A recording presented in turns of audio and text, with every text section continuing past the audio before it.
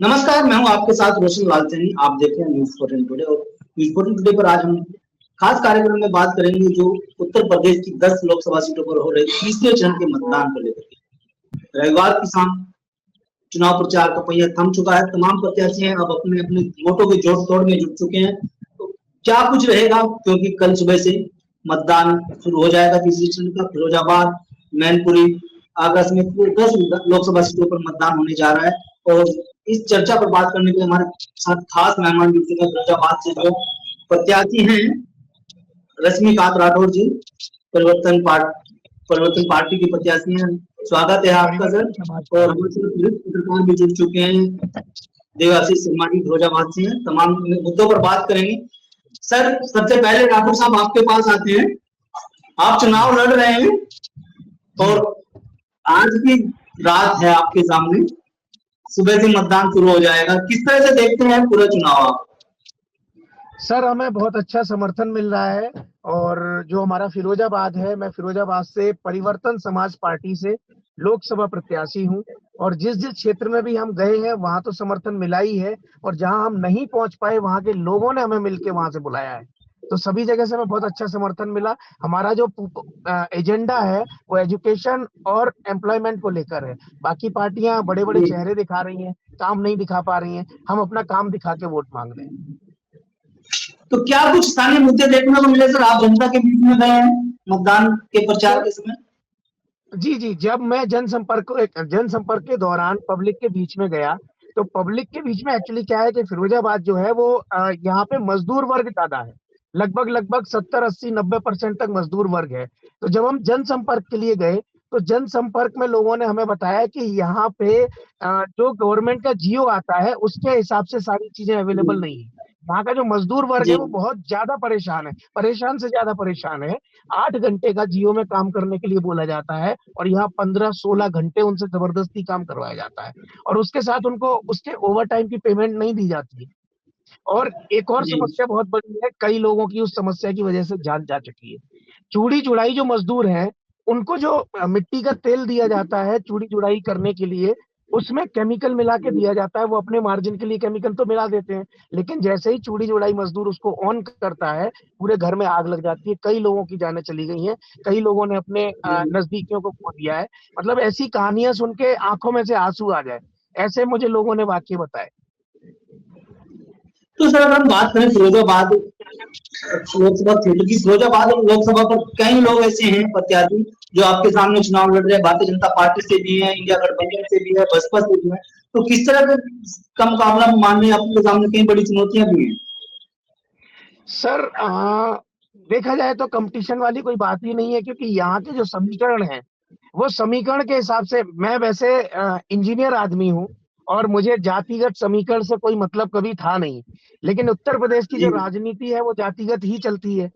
तो यहाँ जो समीकरण हमेशा बनते हैं वो किसी ना किसी कास्ट को जोड़ के बनते हैं। जैसे जी। एक पार्टी का समीकरण है एम वाई समीकरण, एक पार्टी का समीकरण है जी। आर एस समीकरण, राठौर शंखवार। और हमारे साथ जो समीकरण बने हैं वो आर एम एस के समीकरण बने हैं, राठौर, मुस्लिम और सर्व समाज। हमको सर्व समाज ने प्यार दिया है, सर्व समाज हमें समर्थन दे रहा है। और हम एजुकेशन और एम्प्लॉयमेंट की बात कर रहे हैं। अब लोग अपने बच्चों की शक्ल जब देखते हैं, उनको लगता है कि हमारे बच्चे को किस दिशा में ले जाया जा रहा है। 70% आबादी हमारे देश की है वो युवा की है, और युवाओं को किस दिशा में ले जाया जा रहा है वो हम सभी लोग जानते हैं। तो इस वजह से मुझे लोगों का समर्थन और प्यार मिला, और मैं उनसे सर, बहुत आप अच्छी बने स्थिति में हूँ। देवाशीष शर्मा हमारे साथ हैं, पत्रकार हैं। जी और मैं बाकी की बात रोशन उत्तर जी प्रदेश शुरू के हर करें, जिले उससे में जाने पहले की कोशिश कर रहे हैं। राजनीति की देवाशीष जी, से बातें आपसे चाहिए। ये जानना चाहेंगे, 10 लोकसभा क्षेत्रों पर मतदान होने जा रहा है सुबह। किस तरह से देखते हैं पूरा चुनाव? क्या कुछ देख रहे हैं? क्योंकि प्रधानमंत्री नरेंद्र मोदी से लेकर मुख्यमंत्री योगी आदित्यनाथ, गृह मंत्री अमित शाह और तमाम दिग्गज नेता भाजपा से चुनाव प्रचार कर चुके हैं। तो वहीं इंडिया गठबंधन से अखिलेश यादव, प्रियंका गांधी, राहुल गांधी समेत इंडिया गठबंधन के तमाम नेताओं ने अपनी पूरी ताकत झोंकी है 10 सीटों पर। बिल्कुल, मैं इस पर चर्चा करूं, लेकिन रश्मिकांत जी लाइव जुड़े हुए हैं, तो रश्मिकांत जी से एक सवाल जरूर बनता है। रोशन जी, अगर आप परमिशन दें तो मैं सवाल उनसे ये करना चाहूंगा कि क्या वास्तविकता में, क्योंकि राठौर समाज से आप आते हैं, क्या राठौर समाज का वोट आपको मिलेगा? क्या मजदूर भाइयों का, क्योंकि मजदूरों के लिए जिस तरीके से अंतिम समय में इन्होंने शपथ ली है, इन्होंने अंतिम समय में कहा कि किसी प्रत्याशी ने मजदूर की बात नहीं की, और मई के महीने में है, 1 मई को मजदूर दिवस हम मनाते हैं, लेकिन किसी प्रत्याशी के द्वारा मजदूर की बात नहीं कही गई। इन्होंने बड़ा आरोप बिल्कुल चुनाव थमने के बाद ये लगाते हुए उन्होंने शपथ लिया है कि ये जीतते हैं या हारते हैं मजदूर के लिए काम करेंगे। तो क्या वास्तव में मजदूर और राठौर और जो संगवार समाज का, जो कोरी समाज का जो वोट है, वो क्या उसमें ये सेंध लगा पाएंगे? क्या वो वोट में इनके लिए तब्दील हो पाएगा? ये बड़ा सवाल है इनके लिए। राठौर साहब जी जी सर, जवाब दीजिए। सर मैं ये कहना चाहूंगा कि राठौर समाज नहीं, मेरा परिवार है, और वो सभी लोग तहे दिल से हमारा स्वागत कर रहे हैं सभी जगह पर जहां भी हम जाते हैं, और मेरे साथ चलने के लिए तैयार हैं, जुड़ने के लिए तैयार हैं, वोट देने के लिए तैयार हैं, मुझे अपना नेता स्वीकार करने के लिए तैयार है। अब आती है बात संखवार समाज की, तो जो संखवार समाज है, संखवार समाज में मैं बहुत लोगों से मिला हूं, उनके जो समाज के पदाधिकारी हैं उनसे भी मिला हूं, समाज के जो मजदूर वर्ग हैं उनसे भी मिला हूं। उन्होंने तहे दिल से मुझे आशीर्वाद दिया है कि बेटा तुम ही यहाँ से जीतोगे और तुम हमारी सारी समस्याओं को दूर करके दिखाओगे। उसी वजह से मुझे मतलब अंदर से मेरे आवाज आई कि ये लोग इतने परेशान हैं, मैं शपथ लेता हूं और शपथ लेके बोलता हूं फिरोजाबाद में मजदूर वर्ग को किसी भी तरीके की कोई समस्या आएगी, मैं चुनाव जीतूं या हारूं कोई फर्क नहीं पड़ता, मैं उनके लिए काम करता रहूंगा, हमेशा काम करता रहूंगा। राठौर साहब यहाँ अगर हम बात करें फिरोजाबाद लोकसभा क्षेत्र की, फिरोजाबाद लोकसभा सीट पर 2009 में अखिलेश यादव जीते थे। लगातार समाजवादी पार्टी के खाते में फिरोजाबाद की सीट रही है और फिरोजाबाद को यादव परिवार का गढ़ भी माना जाता है। तो अपने आप कितनी बड़ी चुनौती देख रहे हैं अपने सामने? सर देखिए, जब चुनाव होता है तो लोग, पहले का जमाना अलग था, लोग सोचते थे कि हम या तो जाति के हिसाब से जाएंगे या पार्टी के हिसाब से जाएंगे, लेकिन आज टेक्नोलॉजी की वजह से समझदार हो चुके हैं कि वो सारी चीजें देखते हैं कि बंदे का प्रोफाइल क्या है, बैकग्राउंड क्या है। मैं 7 प्रत्याशियों में इकलौता प्रत्याशी हूं जिसका नाम ग्रीन कलर से लिखा आता है इलेक्शन कमीशन की वेबसाइट पे। मेरे ऊपर किसी तरीके का क्रिमिनल केस नहीं है, बाकी 6 लोगों का लाल रंग से लिखा आता है, वो क्रिमिनल बैकग्राउंड से आते हैं। तो ये मुझे एक बहुत बड़ा प्लस पॉइंट मिला। दूसरा, मैं सॉफ्टवेयर डेवलपर हूं और मेरे जो क्लाइंट का क्षेत्र है वो बैंक से रिलेटेड है, कॉल सेंटर से रिलेटेड। तो जब मैं लोगों को अपना प्रोफाइल बताता हूं तो लोग अपने आप ही दिल से जुड़ने को तैयार हो जाते हैं कि हाँ, ये बंदा है जो हमारे बच्चों का भविष्य बनाएगा। तो इस बात से सर यहाँ भारतीय जनता पार्टी का नारा है 400 पार का, 400 पार का नारा 2019 में सर वो जुमला है, वो चाहे तो बोल सकते हैं 400 नहीं 4000, 543 में से 4000 सीटें जीतेंगे, वो तो जुमला है। अगर ये चीज सच होती है कि 400 पार हो रही है, तो आपको पता होगा जब भी सरकारें चेंज होने को होती है तो मंत्रालय की फाइलों को जला दिया जाता है। अभी कुछ दिन पहले गृह मंत्रालय में आग लगी थी, आपने सुना होगा। ये आग लगी नहीं थी, ये सबूत मिटाने के लिए लगाई गई थी। भारतीय जनता पार्टी के लोग खुद जानते हैं कि वो आने वाले नहीं है। सर अगर हम बात करें, राजगोपाल भी वहां से सांसद रहे कांग्रेस के टिकट पर, और समाजवादी पार्टी का भी वहां पर अपना वोट बैंक रहा है, जिसकी वजह से अखिलेश यादव सांसद है। लेकिन इस बार तो कांग्रेस और समाजवादी पार्टी एक साथ हैं, किस तरह से देखते हैं फिर आप अपनी जीत को? सर मैं वही बोलना चाह रहा हूँ कि कोई भी कितना भी गठबंधन कर ले, जनता सब समझती है कि उसे वोट कहाँ डालना है। वही मैंने आपको बताया कि जनता बैकग्राउंड जरूर देखती है। मैं एक और बात बोलूंगा, मैंने अभी बताया कि मेरे ऊपर कोई क्रिमिनल केस नहीं है, ना मैंने कोई मर्डर किया है, ना मेरे पास पागल का सर्टिफिकेट है, बोलता भी मैं ठीक हूँ, मेरे शब्दों का लोग गलत मतलब नहीं निकालते हैं। जो यहाँ के मैं वर्तमान और पूर्व प्रत्याशियों और जनप्रतिनिधियों की बात कर रहा हूँ, तो उस वजह से जनता का मुझे जो समर्थन और प्यार मिल रहा है, उससे मैं अपने आप को जीता हुआ तो मान चुका हूँ पहले से ही। जनता ने आशीर्वाद दे दिया, बेटा तुम ही यहाँ के सांसद हो। चलिए ये बहुत बढ़िया बात है, आप जीते, ये हमारी भी शुभकामना। लेकिन अब हम आशीष का रुख कर रहे हैं, देवाशीष भी बड़ी इंतजार कर रहे हैं, आप हमारे साथ बने रहिए। देवाशीष जी, क्या कुछ देखते हैं, किस तरह का चुनाव है फिरोजाबाद में? देखिए रोशन जी, सीधे तौर पर अगर कहें तो कांटे की टक्कर इस समय फिरोजाबाद की सीट पर समाजवादी पार्टी और भारतीय जनता पार्टी के बीच में कड़ी जंग है, रोचक मुकाबला है। निर्दलीय प्रत्याशी की अगर बात करें, परिवर्तन समाज पार्टी से रजनीकांत जी चुनाव लड़ रहे हैं, लेकिन 2 बार निर्दलीय कैंडिडेट को फिरोजाबाद की जनता ने प्यार दिया, जबकि पहली बार जब 1957 में अस्तित्व में फिरोजाबाद की सीट ये आई थी, तो 1957 में ब्रजराज सिंह जी निर्दलीय चुनकर संसद पहुंचे थे, जो कि मौजूदा बीजेपी उम्मीदवार के पिता थे। तो फिरोजाबाद की जो सीट है वो इसलिए भी अहम है, और 10 सीटों का जो आपने जिक्र किया, जिन 10 लोकसभा सीटों पर मतदान है, क्योंकि ये 10 सीटें कहीं ना कहीं समाजवादी पार्टी का गढ़ कही जाती हैं, जिनमें इटावा हो, मैनपुरी हो, फिरोजाबाद हो, कन्नौज हो। तो ये जो सीटें हैं, आगरा आगरा फतेहपुर सीकरी, तो ये कहीं ना कहीं हाथरस, तो ये जो 10 सीटें हैं, गौतम जी, समझने जी। वाली बात यह है, ये समाजवादी पार्टी का गढ़ है, और इस समाजवादी पार्टी के गढ़ में भारतीय जनता पार्टी किस तरीके से सेंध लगाने में कामयाब होगी, यह देखना दिलचस्प होगा। क्योंकि जिस तरीके से इस बार का जो चुनाव है, धरातल पर जो देखा गया वो डिफरेंट तरीके से देखा गया। जनता के बीच में जब बात हुई, तो जनता के अंदर कहीं ना कहीं नाराजगी, फिरोजाबाद की स्पेशली तौर पर अगर बात करें, तो फिरोजाबाद की सीट पर कहीं ना कहीं भारतीय जनता पार्टी के खेमे में खुद के कार्यकर्ताओं में, पदाधिकारियों में असंतोष था। मुख्यमंत्री जी की रैली से लेकर जनसंपर्क तक में जनता का और खुद के कार्यकर्ताओं का, खुद के वोटर्स का विरोध भाजपा को झेलना पड़ा।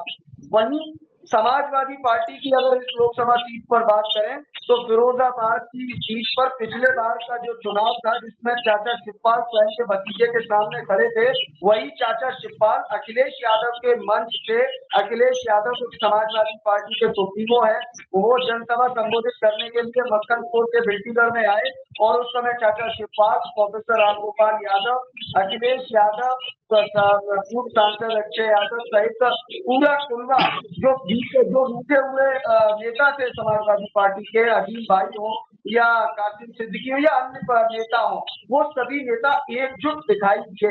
मतलब सैफई परिवार ने एकजुटता का परिचय किया। वही भारतीय जनता पार्टी के खेमे में कार्यकर्ताओं की नाराजगी एक अहम रोल अदा कर रही है, क्योंकि लगातार कार्यकर्ताओं ने दबे स्वर में यह कहा कि अन्य पार्टियों से आए लोगों को मंच मिलता है, और एक मूल कार्यकर्ता को फर्श और दरी बिछाने का काम किया जाता है। तो ये असंतोष था, और कहीं ना कहीं प्रचार में भी सबसे बड़ा की फैक्टर था कि पिछले 2 साल से समाजवादी पार्टी से प्रत्याशी प्रोफेसर रामगोपाल यादव के बेटे अक्षय यादव पिछले 2 साल से लगातार प्रचार कर रहे थे, प्रचार प्रसार कर रहे थे, सिंबल फिक्स था, सबको पता था। लेकिन भारतीय जनता पार्टी ने प्रत्याशी बहुत देरी से डिक्लेयर किया, प्रचार के लिए समय उपयुक्त नहीं मिला जितना समय चाहिए था। लोकसभा क्षेत्र बहुत बड़ा है, 5 विधानसभा है, और इन 5 विधानसभाओं में घूमने के लिए वक्त चाहिए होता है, वोटर तक पहुंचने के लिए समय चाहिए होता है। वो समय कहीं ना कहीं भाजपा प्रत्याशी को नहीं मिला, और उससे भी बुरा हर्ष हुआ बीएसपी का। बहुजन समाज पार्टी ने लास्ट मोमेंट में बीजेपी का टिकट होने के बाद सत्येंद्र जैन सौली की टिकट काटकर, जो जैन समाज से आते थे, तुरंत चौधरी बशीर को उतार दिया। चौधरी बशीर के आप ये बताइए, क्योंकि सुहाग नगरी कहा जाता है फिरोजाबाद को, लेकिन आज तक वहाँ के जो व्यापारी हैं, चूड़ियों के का काम जो सबसे ज्यादा वहां पर होता है पूरे उत्तर प्रदेश में, अगर हम बात करें इंडिया के अंदर, लेकिन वहां पर आज तक भी वो चीजें उन लोगों को नहीं मिल पाई है, क्योंकि ग्लास एक्सपोर्ट केंद्र नहीं बन पाया, उनको जो हब बनना चाहिए था वो नहीं मिल पाया। क्या देखा आपने, क्या तमाम पर जनप्रतिनिधि आते हैं, उनके दावे खोखले साबित होते हैं? देखिए रोशन जी, हब की अगर बात करें तो यह मजदूरों का शहर है, नो डाउट, और विश्व प्रसिद्ध है, कांच के लिए जाना जाता है, और सुहाग नगरी का तमगा प्रोग्राम को पूरे विश्व में प्राप्त है। और कहीं ना कहीं यहाँ मजदूरों को लेकर शुरू से संघर्ष रहा है, और वास्तविकता में ऐसा नहीं है, योजनाएं लागू हुई, लेकिन योजनाओं का कहीं क्रियान्वयन ढंग से नहीं हुआ। कहीं जिस तरीके से जो लाभ मिलना चाहिए था उस तरीके से लाभ नहीं मिला, क्योंकि करप्शन जो है ये कह सकते हैं एक जर्नलिस्ट के तौर पर रोशन जी, मैं बिल्कुल ये बात कह सकता हूँ कि करप्शन रग रग में व्याप्त हो चुका है। जो करप्शन मिटाने की और हटाने की बात करते हैं वह स्वयं करप्शन के खेमे में ही खड़े नजर आते हैं। तो ये बड़ा दुर्भाग्य है, और जिसकी वजह से फिरोजाबाद का जो मजदूर है वो कहीं ना कहीं अब तक मजबूर बना है। और यह मैं इस बात से इत्तेफाक इसलिए क्योंकि कहीं ना कहीं इस पूरे चुनाव के दौरान जो मजदूर नेता थे वो भी इस चुनाव में कहीं देखने को नहीं मिले, और मजदूरों के लेकर कोई ऐसी बात नहीं कही गई जो कही जानी चाहिए थी। हालांकि वन डिस्ट्रिक्ट वन प्रोडक्ट के तहत कांच को नई पहचान दिलाने की बात हो, एक्सपोर्ट हैंडीक्राफ्ट को बढ़ावा देने की बात हो, एमएसएमई में कांच के उद्योग को बढ़ावा देने की सरकार की योजनाएं हैं, क्रियान्वयन हो रहा है, लेकिन उसका लाभ कितने लोग और कितने जेन्युइन लोग ले पा रहे हैं, यह बेहद महत्वपूर्ण बात है। और कहीं ना कहीं ये अगर इसमें ट्रांसपेरेंसी आते हुए और जो वास्तविकता में जो इसके हकदार हैं उन तक अगर उनका हक पहुंच जाए, जैसा कि रजनीकांत जी अपने बयान में कह रहे थे, तो बिल्कुल सही। आपने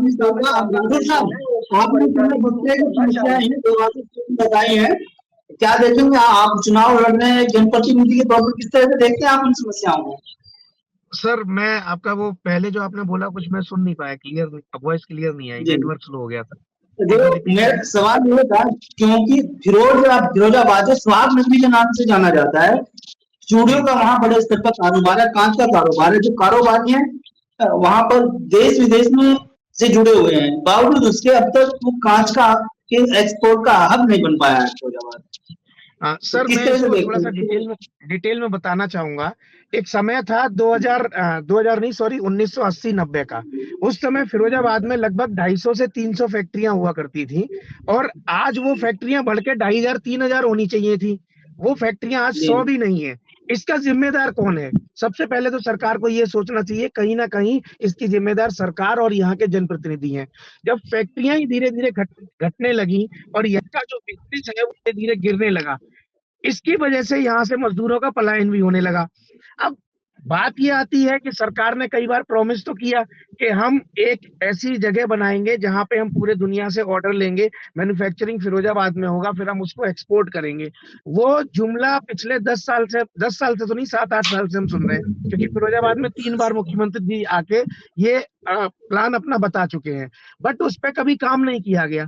फिरोजाबाद में एक एक्सपोर्ट ऑफिस भी बनाया गया है, आप वहां जाएंगे तो आपको वहां पे कोई ट्रेनिंग का डिटेल नहीं दिखेगा, जबकि हमारे मैनिफेस्टो में है। अगर आप मेरा मैनिफेस्टो देखेंगे तो मेरे मैनिफेस्टो में है कि मैंने यहाँ पे एक्सपोर्ट की ट्रेनिंग के लिए फ्री निःशुल्क कोचिंग की व्यवस्था करने की बात की है।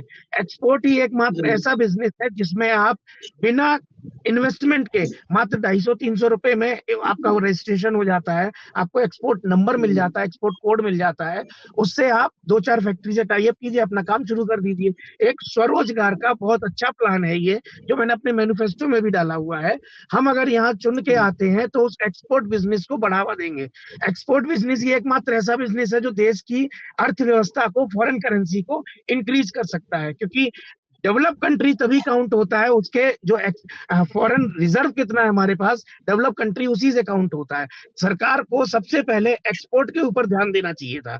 सरकार ने ये तो पेपरों में चला दिया कि हर जिले में एक्सपोर्ट ऑफिस खोलेंगे, बट वो केवल पेपरों में चल रहे हैं। फिजिकली अगर आप वहां जाके टेस्ट करेंगे तो ना तो वहां पे कोई ट्रेनिंग प्रोग्राम चल रहा है, ना ही वहां पे लोग उपलब्ध रहते हैं जो हमें बता सके कि हम ये सारी चीजें करें कैसे। तो ये एक बहुत बड़ी समस्या है जिसमें सरकार को ध्यान देना चाहिए।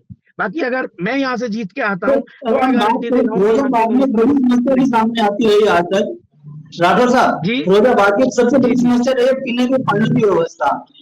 पानी की बहुत ज्यादा किल्लत रहती है फिरोजाबाद में, उसको किस तरह से देखते हैं, क्या उसमें सुधार हो पाएगा कभी?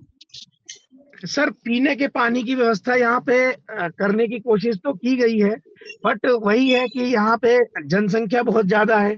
ठीक है, पीने का पानी मिलना सभी को चाहिए, बट संसाधन सरकार को देने चाहिए, वो यहाँ पे मिल नहीं पा रहे हैं। बिलों पे तो चल जाता है कि हाँ एक ट्यूबवेल यहाँ लग गया, एक यहाँ लग गया, एक ट्यूबवेल यहाँ लग गया, लेकिन वो ट्यूबवेल सुचारू रूप से नहीं काम कर रहे हैं। समस्या यहाँ पे आ रही है, तो उन चीजों को सुधारना बहुत जरूरी है। और जबकि ये काम है वर्तमान के प्रत्याशी के नाते आप किसको जिम्मेदार रहेंगे इसके? सर इसके लिए सबसे बड़े जिम्मेदार तो अगर पीने का पानी नहीं मिल रहा है तो ये अंडर में आता है यहाँ के मेयर के, नगर निकाय के जो वो है मेयर है या आयुक्त है, उनके में ये काम आता है, उनको ये देखना चाहिए। नहीं, वहाँ के जनप्रतिनिधि और भी होते हैं, चाहे वो सांसद हो चाहे वहाँ के विधायक हो, उनके भी तो इसको जिम्मेदारी बनती है अपनी जनता को पानी देने की। जिम्मेदारी सभी की और है, आप छोटे सांसद से पे चुनाव लेकर लड़ बड़े रहे हैं। जनप्रतिनिधि तक की, लेकिन जो कार्य क्षेत्र है वो कार्य क्षेत्र निगम के अंडर में ही आता है। जिम्मेदारी हर व्यक्ति के, ना केवल जनप्रतिनिधि बल्कि जनता की भी है। समस्या हो रही है, तुरंत कंप्लेन करो, निदान नहीं हो उस जनप्रतिनिधि को पकड़ लो जाके, उसके पास कंप्लेन करो जिसका निदान नहीं हो रहा। आपको एक प्लेटफॉर्म दिया गया है, आपको एक अच्छा प्लेटफॉर्म है, क्या वादा करेंगे आप इस प्लेटफॉर्म के माध्यम से कि अगर आप सांसद बनकर आते हैं तो क्या पीने की समस्या, तो पानी की समस्या जो है उसका समाधान हो पाएगा, या जो कांच का एक्सपोर्ट करने के लिए जो हब बनाने की बात यहाँ के व्यापारियों द्वारा उठाई जा रही है वो हो पाएगी पूरी? सर मैं पूरा जिम्मेदारी के साथ, गारंटी के साथ ये वादा करता हूं, जितना भी मेरा मैनिफेस्टो में मैंने पॉइंट्स लिख के दिए हैं वो कोई जुमला नहीं है, वो मैंने अपने एक्सपीरियंस से लिख के दिए हैं, क्योंकि वो सारे काम मैंने खुद भी किए हैं। उस एक्सपीरियंस के से ही मैं उनको काम का वादा कर रहा हूँ। बाकी जो आपने बोला पीने का पानी, सड़कें, नाली, इन सब का तो हमारी जिम्मेदारी है ही है, वो तो हमें करना है ही है, क्योंकि वो पब्लिक की बेसिक नीड है। चुनाव में तो रोशन जी सभी देते हैं, चुनाव में तो रोशन जी सभी देते हैं, भाजपा वाले भी गारंटी दे रहे हैं, गठबंधन वाले भी गारंटी दे रहे हैं। अब इनकी गारंटी पे क्यों भरोसा करें? ये तो एक तरीके से निर्दलीय प्रत्याशी है परिवर्तन समाज पार्टी से, तो इनका भरोसा कैसे जनता करेगी? जब इतने बड़े बड़े दलों की गारंटी हो तो भरोसा नहीं है, तो फिर इनकी गारंटी पे कैसे जनता भरोसा कर ले? सर जनता से प्रतिनिधि चुन के आते हैं, पहले जनता को वही तो देखना चाहिए, बंदे का एक्सपीरियंस क्या है, बैकग्राउंड क्या है। अब बंदे ने काम कुछ कभी किया नहीं है, बंदा पैदा हो गया एक बहुत बड़े घराने में, उन्होंने ग्राउंड पे कुछ देखा ही नहीं। तो 1957 में पहली बार सांसद रह चुके हैं, 2014 में बहुजन समाज पार्टी से चुनाव लड़े हैं, उनको एक्सपीरियंस है, दो शिक्षण संस्थानों के मालिक हैं, अमरदीप कॉलेज और प्रजापति कॉलेज के मालिक हैं आप, और अच्छा अनुभव है, तो कैसे फिर कंपेयर करेंगे आप? सर उनके जो दादाजी थे वो सांसद रहे थे, लेकिन वो जो प्रत्याशी हैं वो कभी ग्राउंड पे गए ही नहीं। मैंने आज तक उनको सड़क पे चलते नहीं देखा, वो हमेशा फॉर्चुनर में आते निकल जाते। अक्षय यादव तो लगातार ग्राउंड में जा रहे हैं, फिर आप अपनी जीत का दावा कैसे कर सकते हैं? सर अक्षय यादव जी की गारंटी मैं कैसे ले सकता हूं? मैं अपनी गारंटी ले सकता हूं। मैं पब्लिक से यही रिक्वेस्ट करता हूं कि आपने सबको आजमा के देखा है, एक बार हमें आजमा के देखो, अगर हम आपके वादे पर खरे ना उतरे तो हमें आप हटा देना। वो तो कोई भी, वो तो हर 5 साल चुनाव होता ही है। मैं काम करने का आपसे वादा ही तो कर सकता हूँ। या चुनावी जुमला है राठौर साहब? एक्शन प्लान है या चुनावी जुमला है? कोई एक्शन प्लान है क्या? सर पूरा जो एक्शन प्लान है वो मेरे पास पूरा बना हुआ है, ब्लूप्रिंट भी है। जितनी मैंने रोजगार की बात उसमें कही है उसका ब्लूप्रिंट मेरे पास तैयार है। अगर आप इजाजत दे तो थोड़ा सा एक्सप्लेन करूं। ये आपके पास आएंगे। आदिवासी साहब के लिए सवाल है। अब भारतीय जनता पार्टी से विश्वजीत सिंह चुनाव मैदान में है, तो चौधरी बशीर है बसपा से चुनाव लड़ रहे हैं। वहीं समाजवादी पार्टी से यादव परिवार से है अक्षय यादव, जिसके लिए इंडिया गठबंधन ने तमाम ताकतें यहाँ पर झोंक दिया कि किसी तरह से यादव सीट उनके खाते में रहे, फिरोजाबाद की सीट यादव परिवार के पास भी रहे, उसके लिए। वहीं अगर हम बात करें भारतीय जनता पार्टी के, तो तमाम नेता मुख्यमंत्री योगी आदित्यनाथ भी फिरोजाबाद में रैलियां कर चुके हैं।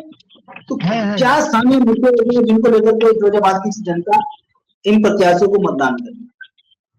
देखिए, रोचक मुद्दों की अगर बात करें तो नो डाउट के गठबंधन जो गठबंधन है वो कहीं न कहीं फिरोजाबाद की सीट पर मजबूत स्थिति में शुरू से रहा है, लेकिन उसके बाद टिकट एक अंतिम चरण पर आते आते भारतीय जनता पार्टी के प्रत्याशी ने भी बढ़त बनाई और मुकाबला जिस तरीके से हम जनता के बीच में जनता का रुझान लेकर आए, तो उन्होंने कहा कि मुकाबला बराबर का है, अब टक्कर बराबर की है। मतलब भारतीय जनता पार्टी और समाजवादी पार्टी की सीधी जंग फिरोजाबाद लोकसभा सीट पर है। वहीं बहुजन समाज पार्टी के आपने जिक्र किया, बहुजन समाज पार्टी का जिक्र जैसे मैं कर रहा था कि 3 फरवरी सन 2022 को इन्हीं चौधरी बशीर ने आगरा में एबीपी न्यूज से बात करते हुए यह गंभीर आरोप लगाए थे बहन कुमारी मायावती और बहुजन समाज पार्टी पर 2.5 से 3 करोड़ रुपए में टिकट बेची जाती है।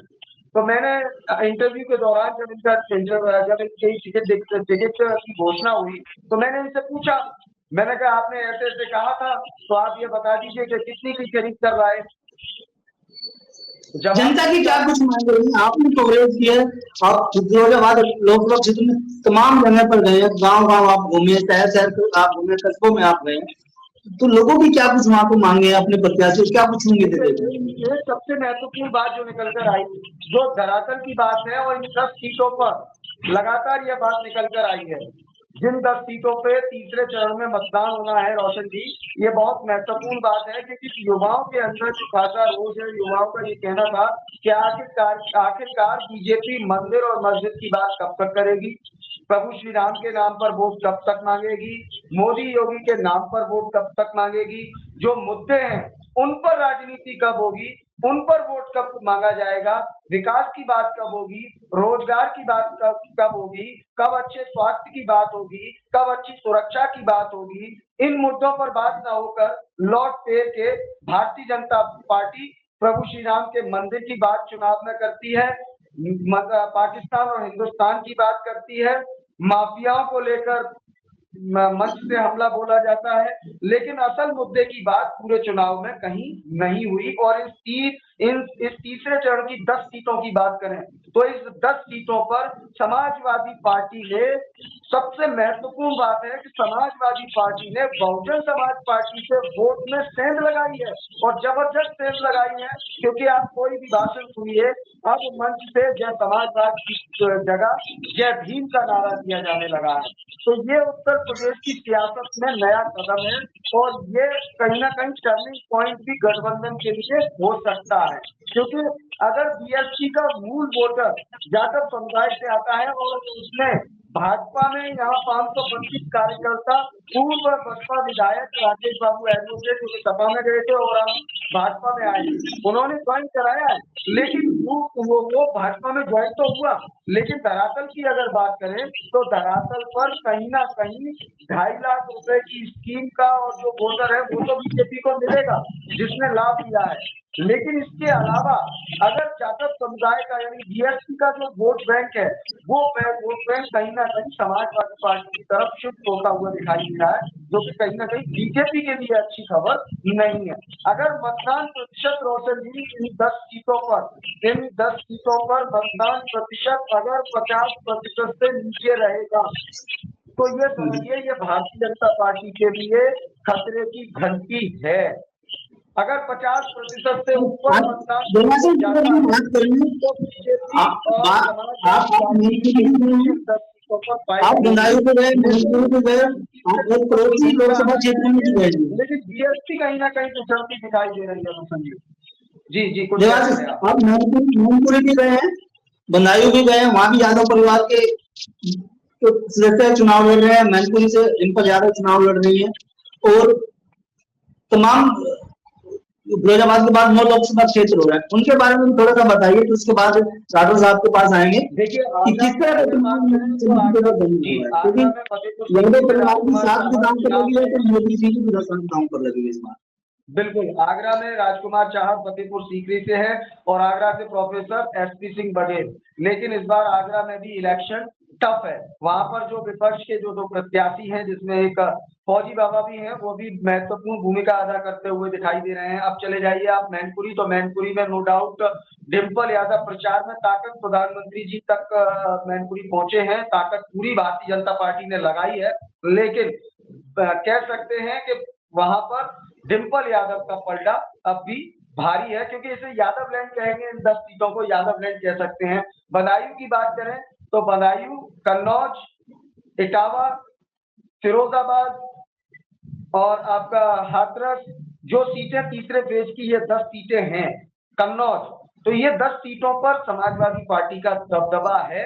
भारतीय जनता पार्टी कड़ी टक्कर दे रही है, ये नहीं कह सकते कि एक तरफा जीत किसी की हम इन 10 सीटों पर कह दें, मुकाबला कश्मकश का है, जीत होगी हमने अपने अगर शब्दों में कहूं, इन 10 सीटों पर गठबंधन मजबूत स्थिति में है। तो कहीं ना कहीं देखा जाए तो बसपा के जो तमाम प्रत्याशी हैं वो तीसरे नंबर के लिए लड़ाई लड़ रहे हैं, क्योंकि निर्दलीय भी कहीं सीटों पर मजबूत स्थिति में देखे जा रहे हैं। बसपा आप ये मानिए, बहुजन समाज पार्टी जिस तरीके का हालात है फिरोजाबाद का, तो कहीं चौथे नंबर पर बहुजन समाज पार्टी ना आए, यह कहना अतिशयोक्ति नहीं होगी। तीसरा नंबर किसी निर्दलीय प्रत्याशी का भी हो सकता है। चलिए देवाशीष, आपका बहुत बहुत धन्यवाद। राठौर साहब जी का भी बहुत बहुत धन्यवाद अपना समय देने के लिए न्यूज़ 14 टुडे पर। तो ये तमाम मेहमान थे हमारे साथ जिनको आपने सुना। और फिरोजाबाद की बात हुई तो आसपास की जो लोकसभा क्षेत्र है, मैनपुरी की बात हुई, बदायूं की बात हुई, आगरा की बात हुई है। सभी सीटों को लेकर के यहाँ पर चर्चा की गई है, जिन पर कहा जाए तो मुकाबला भारतीय जनता पार्टी और इंडिया गठबंधन के बीच देख माना जा रहा है। हालांकि समाजवादी पार्टी के मुखिया अखिलेश यादव उनकी भी साफ दांव पर लगी है, क्योंकि यादव परिवार से 3 प्रत्याशी इस चुनाव मैदान में अखिलेश यादव की पत्नी खुद डिंपल यादव मैनपुर से चुनाव लड़ रही है। तो तमाम खबरों के लिए बने रहिए न्यूज़ 14 टुडे के साथ। फिलहाल इस कार्यक्रम में इतना ही, हमें दीजिए इजाजत। नमस्कार। अगर आप ये खबर फेसबुक पर देख रहे हैं तो वीडियो को लाइक करके पेज को फॉलो करें। इसके अलावा अगर आप इस खबर से यूट्यूब के जरिए जुड़े हैं तो चैनल को सब्सक्राइब करके बेल आइकन दबाना बिल्कुल ना भूलें। नमस्कार।